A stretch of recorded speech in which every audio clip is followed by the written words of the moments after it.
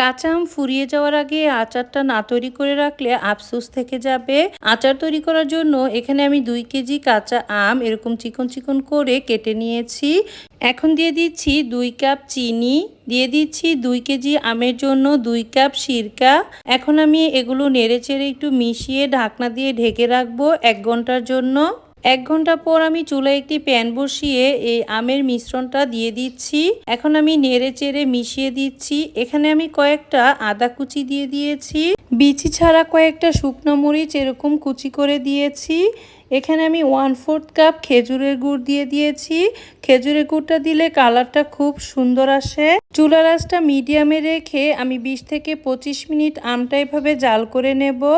এখন চুলায় অন্য আরেকটি প্যান বসিয়ে 1 টেবিল চামচ পাঁচফোড়ন ভেজে নিচ্ছি। তারপর ঠান্ডা করে আমি গুঁড়ো করে নেব। পাঁচফোড়নের গুঁড়াটা দিয়ে দিয়েছি।